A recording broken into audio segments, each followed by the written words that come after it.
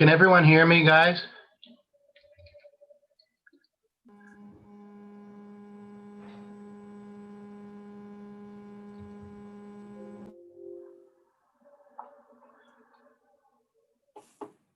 Test, test, test. We can hear you, Counselor. Thank you very much. Can I say what? Oh, okay. But I put my speaker on. Oh, you had us on mute.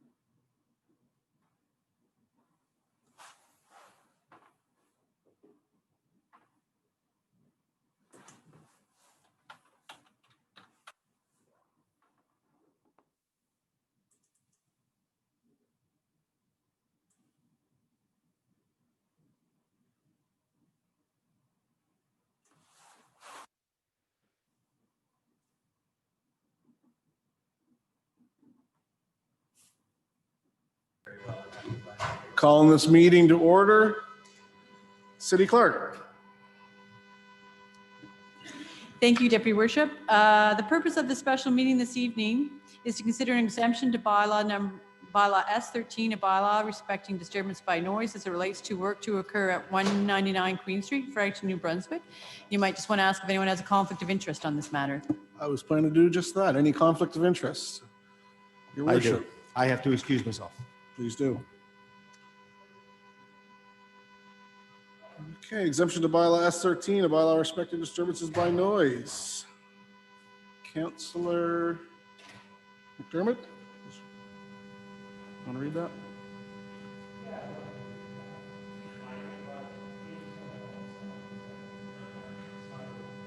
Councillor Rogers?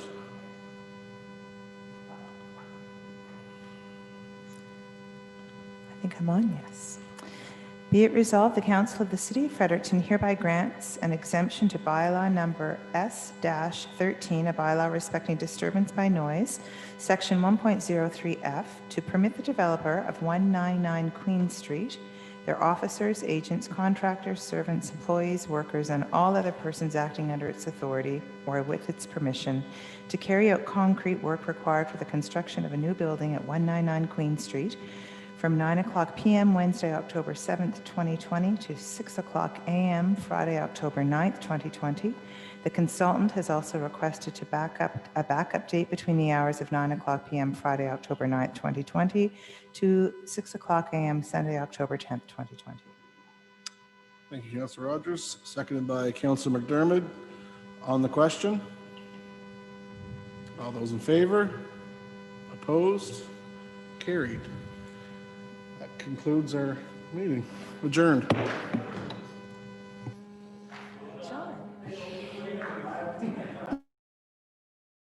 We'll be starting our CIC, our open CIC in 12 minutes.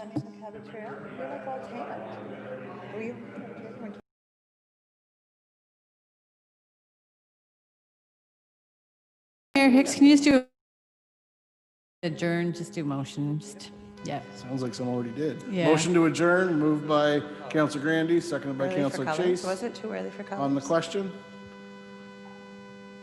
Opposed? Motion carried. Thank you.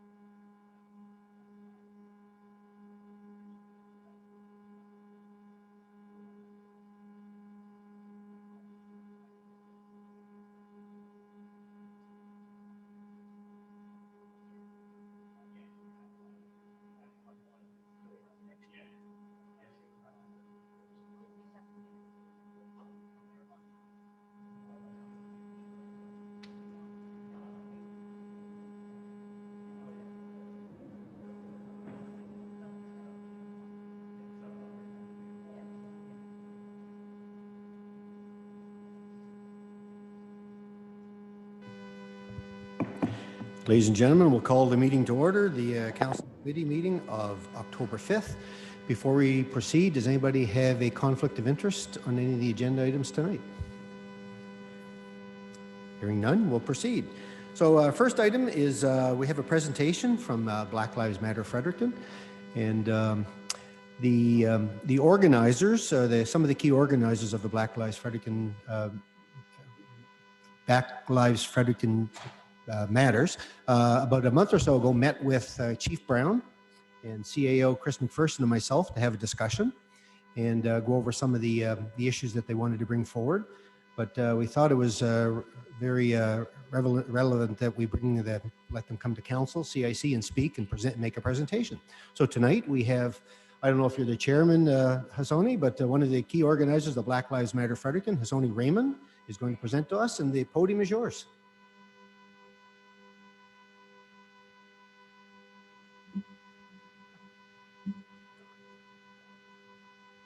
Thank you so much for having me, and good evening, everyone. I am Husoni Raymond. I'm a recent graduate from St. Thomas University. My degree was in public policy, criminology and criminal justice, and human rights. Before I begin, I'd like to acknowledge that the land on which we're gathered here today is the traditional unceded territory of the Wolastoq people, who signed peace and friendship treaties with the British Crown in the 1800s. So I'm glad to be here, and I'm glad that everyone here is approaching or organizing with an open mind and an ability to learn and grow and move forward as a community. So the presentation tonight is about reimagining community safety in Fredericton.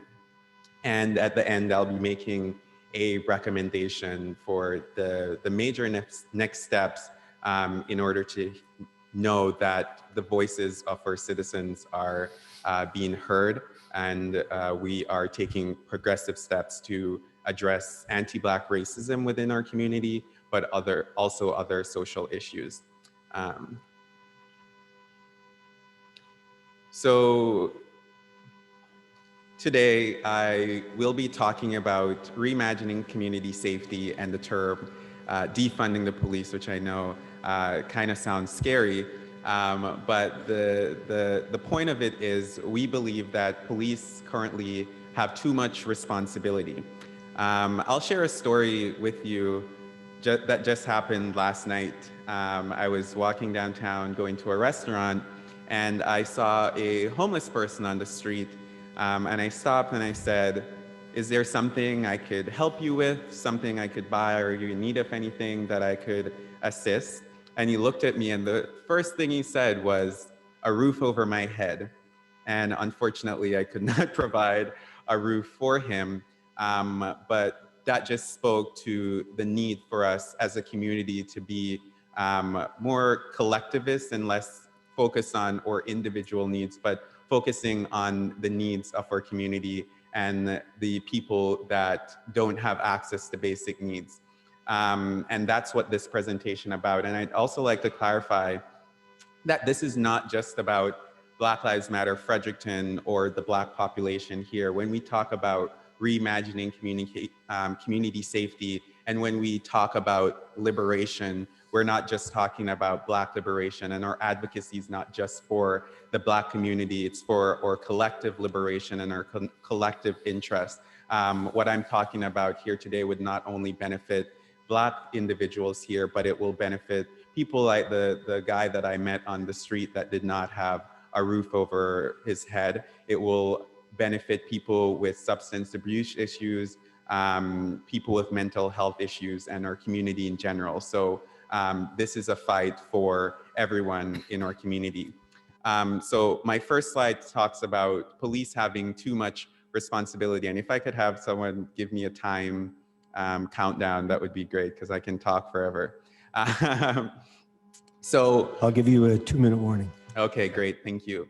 So we believe that police have too much responsibility currently that they're not adequately trained to address. They're the first responders to a lot of issues within our community, and a lot of times we delegate issues for the police to solve. For instance, we have homelessness, but instead of addressing the root cause of homelessness, we call the police on homeless people.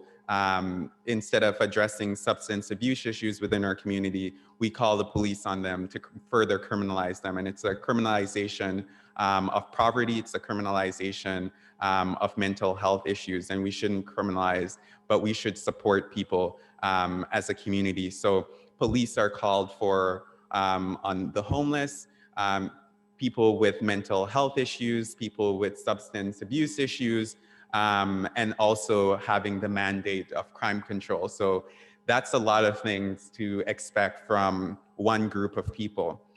So when we talk about reallocating police funding and reconsidering the way in which we do community safety, It's about making sure that not just this one group of people have the responsibility, or we're charging them to address all these problems, but more of a community oriented or community solution to these problems, rather than just saying, let's call the police, or the police will handle these issues, because it's shown that it's not effective. So how do we move forward? I think right now there's kind of an issue with, or there is an issue with police transparency and accountability here in Fredericton. There's a lack of information available. The police is here to serve and protect, but we can't access any information as to where the money that taxpayers' dollars are going to, like what areas of policing. Maybe we could try to think about how better that could be spent. There is no access to police policies and procedures that dictates, for instance, how police handle, let's say, a homeless person, or their use of force policy. And from personal experience, I've filed a right to information request with the Fredericton Police Force, asking for policies and procedures with respect to use of force, mental health, how those issues are addressed. For instance, when you get police are called on someone in a mental health crisis, like that kind of procedure. And my access to information request was denied because it would be detrimental to the operation of the police force. But ironically, that type of information is readily accessible on the Vancouver Police Board, the Vancouver Police Force's website. So why is that an issue here? How can we have trust between citizens and police if there's no transparency and we don't know where money is being spent or what policies and procedures they have governing their operations? So yeah, and it's really difficult to find a detailed budget also of what public funds are being spent on within the police force. And the police force is one of the biggest spending of the municipality. However, it's one of the least transparent. So how can there be trust if there is not readily access to information? I don't know what that's happened. My second point is police accountability. And what we'd like to see is independent civilian oversight over police here in Fredericton. Currently, Fredericton, in my opinion, is behind because we don't even have a police board here comparable to St. John and other cities. We have what is known as a civic authority, which is basically council, which is delegated to the chief of staff. However, there is no civilian oversight of police to actually help determine the scope, determine the budget allocations, or to hold police accountable in any way. So if the police are to serve and protect the citizens, we must have a say in what we or how we imagine the police operating within our community. So that's also a gap in how the Fredericton Police Force is operating, and also in how the municipality in general is operating when it comes on to transparency and accountability. So what we're calling for is a public hearing on reimagining community safety and defunding the police, and some issues that I could go into, but obviously time will not permit, but some issues that could be explored in this public hearing and this community conversation, because we know that we don't have all the solutions, and we're depending on our community to also bring forth their expertise and their input in how we move forward as a new Fredericton. But some issues to explore are banning carding, which has been repeatedly shown to be a racist practice because of stereotypes, and Black and brown people are disproportionately pulled over and harassed by police in other jurisdictions. There's no data here in Fredericton, which is also a problem because we don't collect any of this data. However, we shouldn't wait to collect that data because that would re-traumatize racialized people just to prove something that has already been proven across Canada and the United States. Making Fredericton and back to carding, because of the unconscious biases, it does not do anything to prevent crime. It's a violation of the Universal Declaration of Human Rights and also the Canadian Constitution, and it inflicts a lot of emotional and psychological harm on racialized people. The second point is sanctuary cities, which is basically making Fredericton a safe haven for undocumented folks that might reside here. One example, not an example, but an anecdote to add to that is my friend who has been here since she was 5, but has a Canadian accent and everything. But when she was pulled over by the police, one of the first questions that was asked is her legal status here in Canada. And that's not relevant to any form of crime control. So that's just damaging, and we want our community to be a safe place for everyone, regardless of their status, because no one is illegal on stolen land. My other point that could be a conversation is the criminalization of poverty and mental health issues. So what do we see as criminal? Is it someone who does not have access to needs and trying to meet those needs? Are those the things that we criminalize? Let's imagine a world where instead of calling the police on a homeless person, we actually provide affordable housing.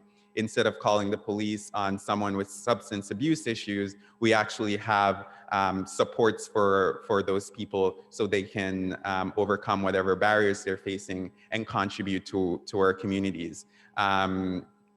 Third or fourth, I should say, is the overrepresentation of racialized people in the criminal justice system, again, because of over-policing of racialized communities and unconscious biases that continue to inflict harm upon our communities. And it's important for us to understand that the police don't necessarily mean safety for all communities. A lot of research show that in Black and Brown communities, the police does not represent safety because of that historical, the context and interactions between Black and Brown folks and the police. And yes, overrepresentation and criminalization of racialized people. So I only have 2 minutes left, so I try to speed it up. So why defund and reallocate? Diversity training and body cameras do not work. And that's a big proponent. Why defund? Why don't we just train people? But that does not work, and there's research to suggest that you can pull up there that I have. We should be investing, and also investing in body cameras and diversity training. That's investing more money into police that could actually be used to help community. Investing care, not cops. And there is research to suggest that investing in community, investing in not-for-profits that can tackle some of these social issues is much better than investing in police and much more effective at reducing crime.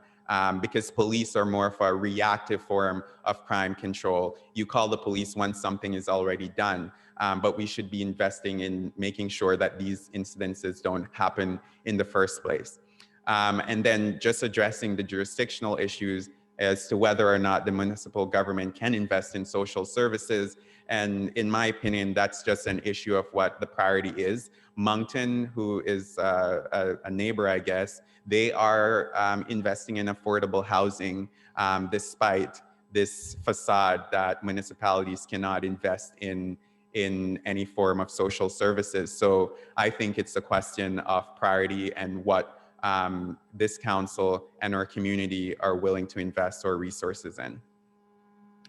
So in sum, this is what it boils down to.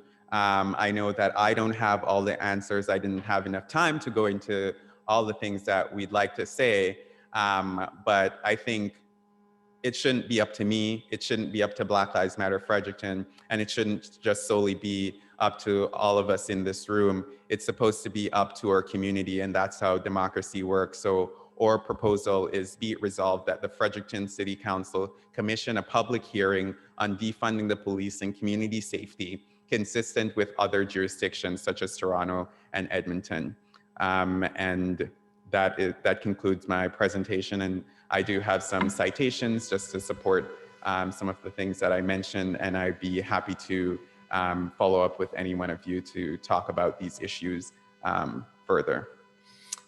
Thank you very much, Hussaini. And our job here tonight is to listen and absorb. And I'm sure there'll be a motion here in a short while to be able to follow up with this. And we really appreciate you being here and sharing that information with us.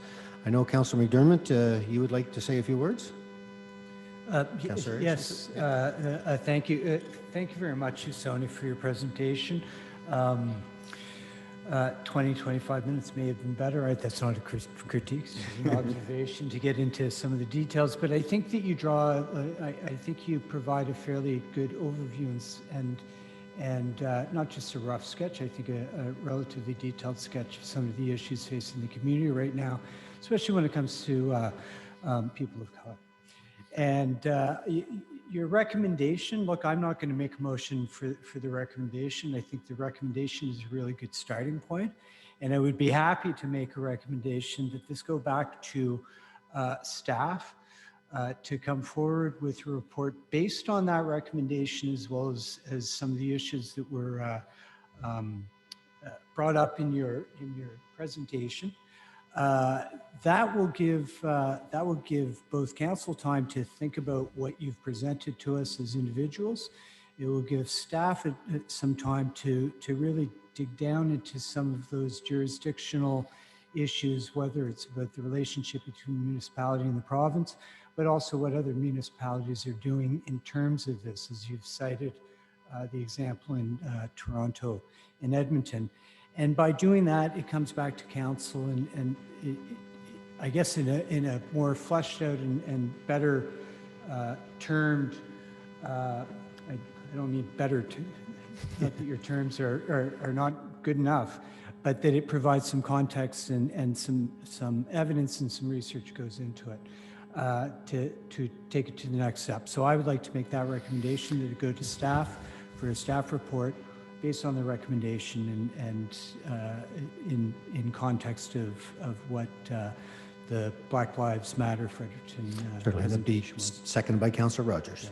Okay. Another question, Councillor Erickson. Thank you, Worship.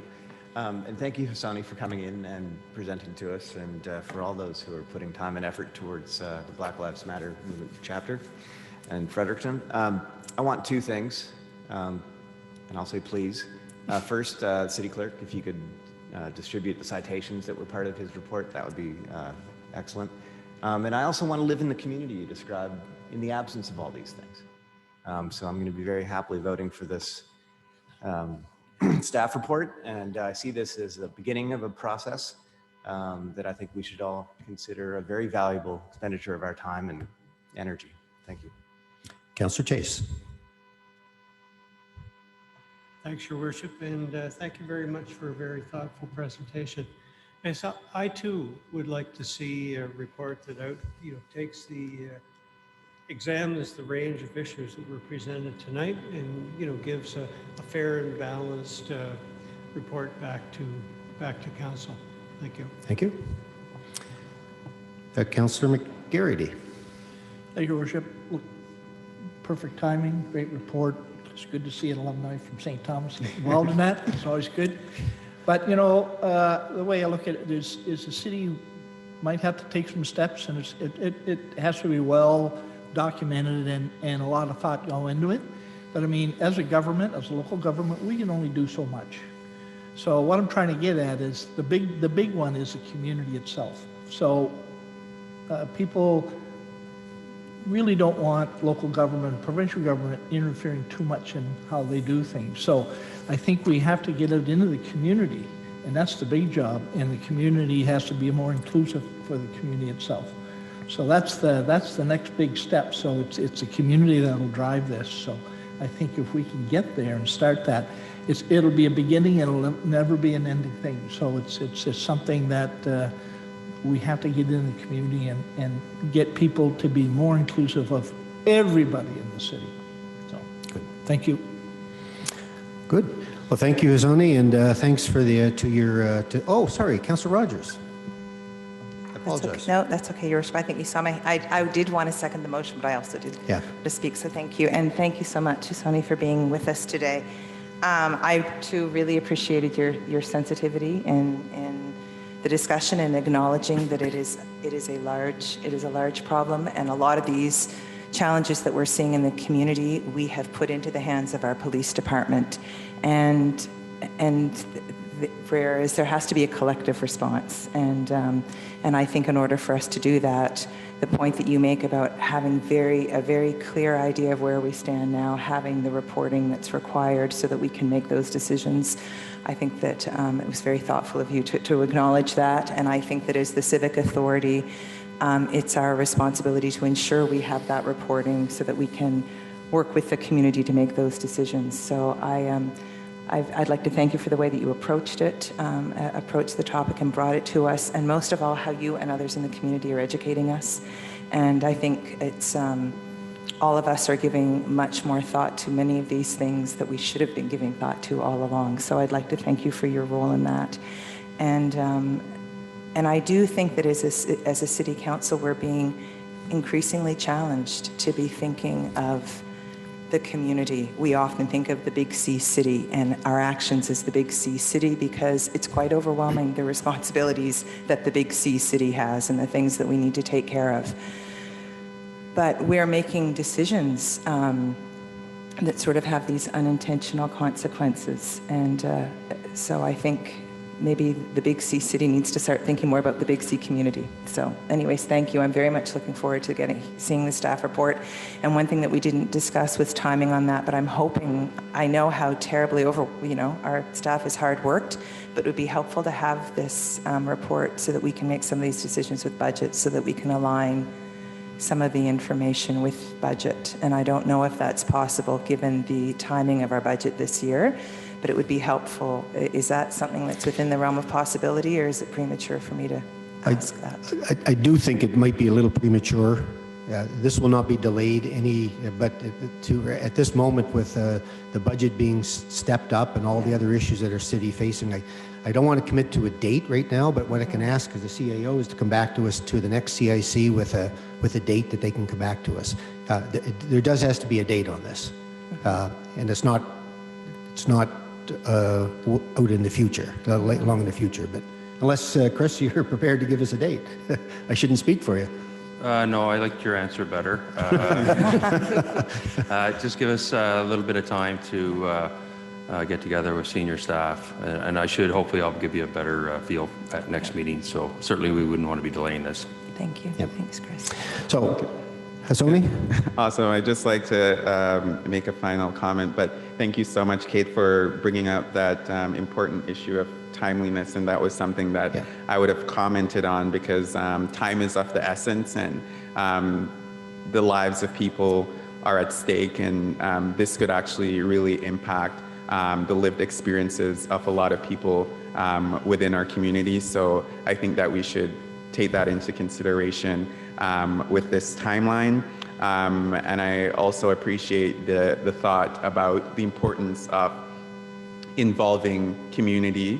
Thank you for having me, and I'm just one person from this community, but this public hearing will allow all our community members to have a voice and have a say in what Fredericton could look like with more community involvement in public safety, and how do we make our communities safer for everyone through community involvement and community participation. So thank you again for having me. Thank you. Have a good evening. You didn't vote, Mayor. Oh, yeah, sorry. Yes, there was no vote on that. All those in favor? Ho, ho, ho, ho, ho, ho. Oh, we got another hand up there. Sorry. Do you have a question? No, we didn't call the vote. Well, nobody, I didn't count it. So who did we miss? Eric. Sorry, Mr. Price. Go ahead. I wanted to hear the motion and then comment. Okay, just a second. City Clerk will do it. The motion was to direct staff to review the recommendation and come back with a report. Okay, and can I hear the recommendation, please? It's There was a recommendation in the report from the Mr. Raymond. Maybe then this question is for Mr. Raymond. Mr. Raymond, does this report include other minorities, red skin, brown skin, the folks on St. Mary's and et cetera, as well?